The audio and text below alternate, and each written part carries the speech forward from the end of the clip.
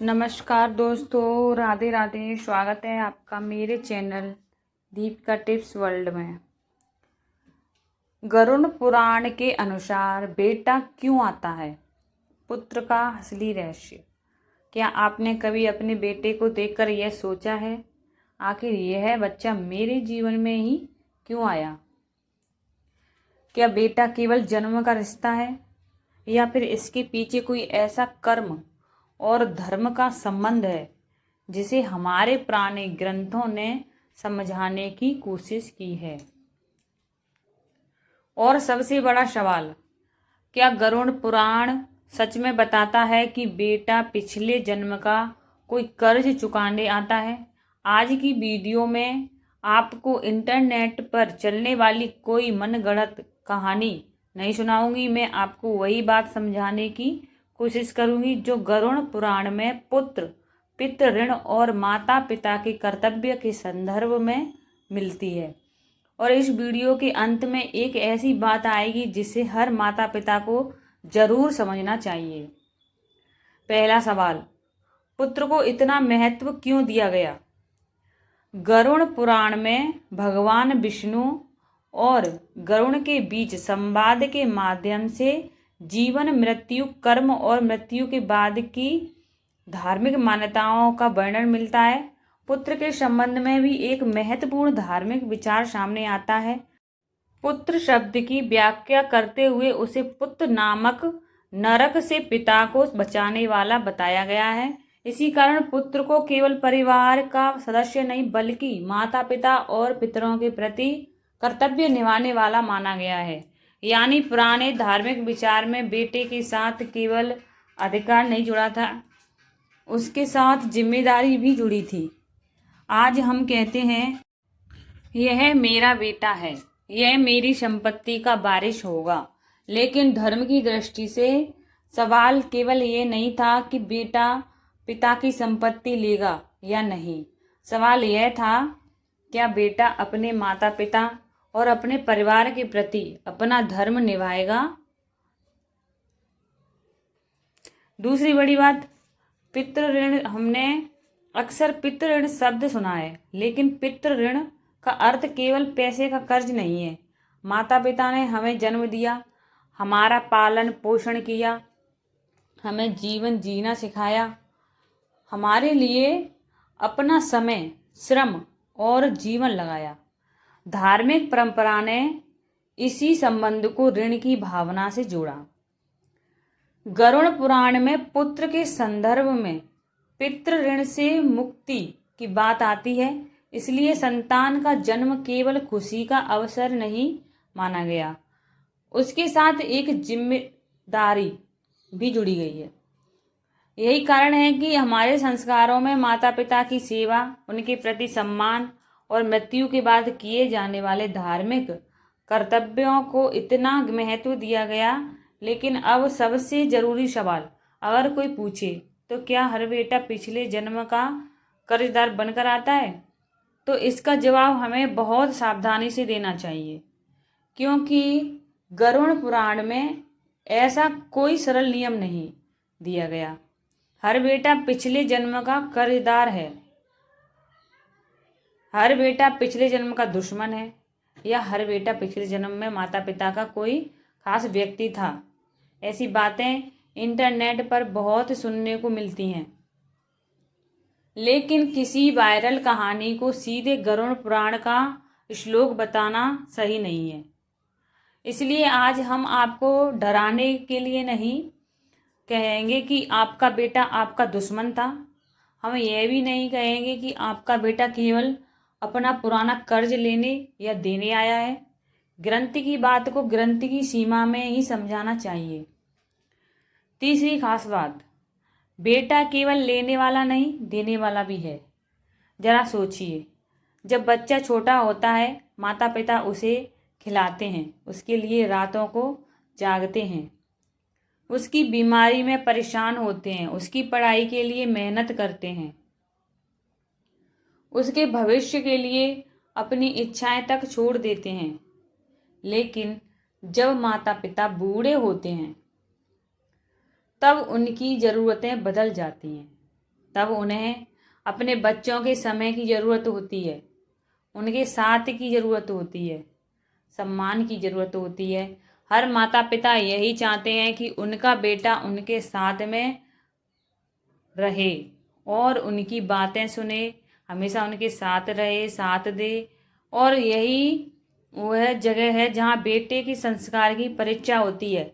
इसलिए अगर गरुड़ पुराण में पुत्र को इतना महत्व दिया गया है तो उसके पीछे केवल यह भावना नहीं है कि बेटा परिवार का नाम आगे बढ़ाए, बल्कि उसके पीछे यह भी विचार है कि संतान अपने माता पिता के प्रति अपने धर्म को समझे।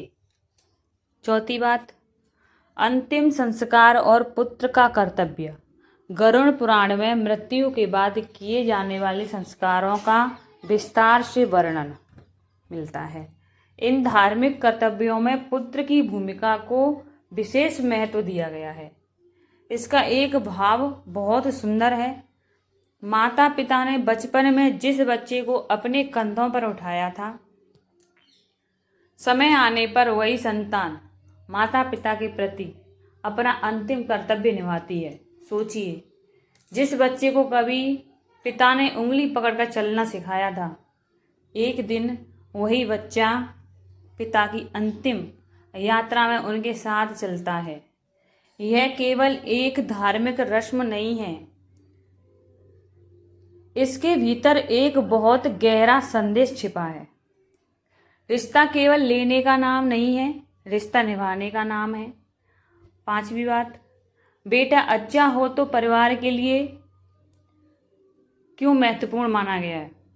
हमारे धर्म ग्रंथों में धर्मात्मा पुत्र की बहुत महत्ता बताई गई है, लेकिन धर्मात्मा पुत्र का महत्व केवल वह बेटा नहीं है जो खूब पैसा कमाए।